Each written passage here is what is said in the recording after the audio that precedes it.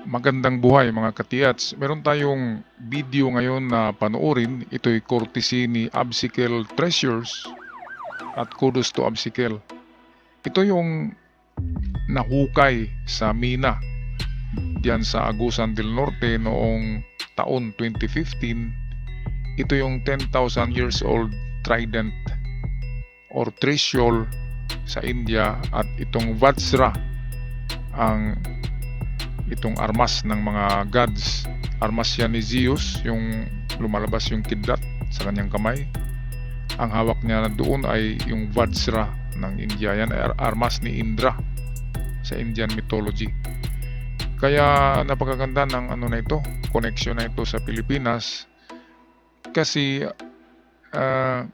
kinakarbon date ito at tumama ito sa mga kapanahonan nila Lord Shiva at ni yung Indra, yung God Indra ng Indian. Kaya pwedeng ito yung armas ng mga Diyos noon ng India at nakabaon dito sa Pilipinas. Kaya tara na, atin pakinggan si Absikel Treasure.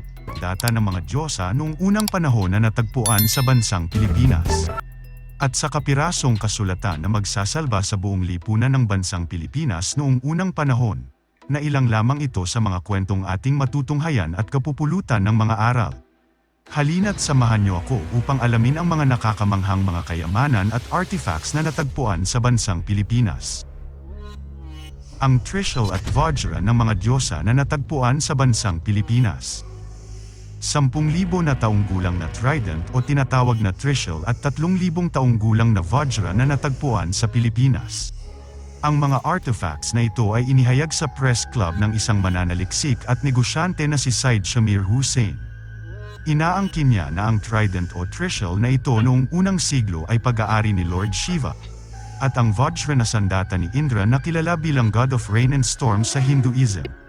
Sa isang press conference sa Press Club of India, New Delhi, sinabi ni Syed Shamir Hussain na ang Trident at Vajra ay natagpuan sa panahon ng pagmimina sa Pilipinas noong Mayo taong 2015. Siya ay nauugnay sa pagmimina ng tanso at ginto sa Pilipinas mula noong 2012. Siya ay nagtatrabaho ng malapit sa mga lokal na residente. Itong pangyayaring ito na discovery ay hindi masyadong binabalita noong 2015. Hindi gaanong binigyan ng malaking importansya. Sana dito na yan, ang nahukay na yan, sana binili yan. Yan ang sabi ko, na dapat ang gobyerno ay mayroong budget sa mga ganyan. Katulad niyan, yan ay historical, and then dapat binili yan ng Pilipinas kay Hussein, itong nakahukay na engineer to eh. Ang nakahukay niyan ay tauhan niya. Siya kasi yung parang ano diyan, isa sa malaking posisyon ng kumpanyang yan. Kaya siya ang bumili sa nakahukay, at ngayon ay bibili naman yan ng bansang India sa kanya, kasi yan ay historical. Sa kanila kasi yan galing. Ang atin lang pinagtaka, bakit itinago sa Pilipinas? Bakit ibinaon? Dito ba namalagi yung mga gods? Dito ba tumira sa Pilipinas yung Indra at Shiva? Yan ang malaking tanong. Bakit nandito ang mga armas nila? Bakit sa Pilipinas tinatago? Kaya nga ang Pilipinas ngayon ay konektado sa Agartha, konektado sa Garden of Eden, konektado sa Ophir. Ay nako, napaka-blessed ng Pilipinas. Pero napaka-sama ang politika, ang political system. Napakarumi. Ang mga opisyal ay hindi lahat karamihan corrupt, alam natin yan. Pero yun pala ay talagang biblical land ang Pilipinas. Baka isang araw ay meron na namang mahukay na related to gods na mga artifacts. Pagpatuloy natin ang video. Narito ang ibang kuha ng video na magpapatunay na may nahukay ngang trishul o trident at Vajra sa Pilipinas. My name is Syed Shamir Hussain. This Vajra and Trishul, both I found in Philippines. The first thing I found Vajra After 2 days, I found this Trishul. Then from there, I took to Dubai, and from Dubai, I bought it to India. The reason was the coming to India because it belongs to India, Hinduism. That's the reason, and my mind made. I got a lot of things like lot of opportunity. Lot of people told me to sell this, that outside auction. Why are you taking to India? But I wanted this thing to bring to India and show the people. Each and normal people also should know that Shiva Trishul is existing and it is with me. Ayan, maganda rin ang hangarin ni Samir Hussein. Kung Pilipino ang nagmamay-ari niyan, ibibenta na yan sa auksyon. Yun ang sabi kasi mahal yan. Ngayon gusto lang ni Hussein na ma-exhibit sa India at makikita yung kung ito man talaga yung totoong armas ng Gods of Thunder, si Indra, at yung God of the Sea nila, yung may-ari ng Trident na si Shiva. Kaya magandang hangarin ang taong ito, hindi binibenta, bagkus ay i-exhibit para sa kapakanan ng kanilang history. Magandang hangarin. Kudos to Samir Hussein. Okay, ano nga ba itong Vajra? Ang Vajra, yan ay the thunderbolt of Indra.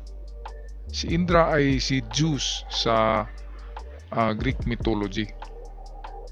Yan yung hinawakan nila na maglalabas ng thunderbolt ng kidlat. Yan ang weapon na tinatawag na Vajra. At napakaganda ng pangyayari kasi dito nahukay sa Agusan del Norte daw ang weapon of gods, ang Vajra, noong 2015 ng Mayo. At ang isang engineer na Indian, siya ang bumili niyan sa nakahukay dito sa Agusan del Norte. Kaya napaka misteryoso talaga ng Pilipinas kasi kahit sandata ng mga Diyos ng India ay narito pala sa Pilipinas, sa Mindanao, sa Agusan. Kaya totoo ang mga sinasabi na yung mga Tajian ay nakapag-asawa ng mga Indian. Yan ang pruweba na talagang may mga Indian din dito sa Pilipinas noon pa man. Noong pre-colonial, wala pang Kastila, hindi pa dumating sila Magellan, ay totoo ang kwento na nag-intermarriage, nag-mingle ang lahi ng mga Tajian at ng mga Indian. Kaya dito nahukay ang weapon na yan, the weapon of God, ang Trishul saka yung Vajra. Okay, so tingnan natin ang kahulugan nitong Trishul. Itong Trishul naman na sa English ay Trident. Ito yung weapon ni Poseidon sa Greek mythology. Ngayon sa Indian mythology, yan ay weapon ni Shiva. Okay, yung god Shiva. Ang Trishul represents the three aspects of consciousness. Yung pagkamulat, itong having dreams or panaginip, at ang pagtutulog. So yan ang ibig sabihin ng tatlong tatlong sima ng trident or ng Trishul. Ayon sa Indian mythology, ginagamit din yan sa movie na The Aquaman. Okay, pero galing naman talaga yan sa kay God of the Sea, si Poseidon. Okay, siya ang may-ari niyan. Ayon naman yan sa Greek mythology, pero sa Indian mythology, yan ay armas ni Shiva, yung God Shiva ng Indian. Kaya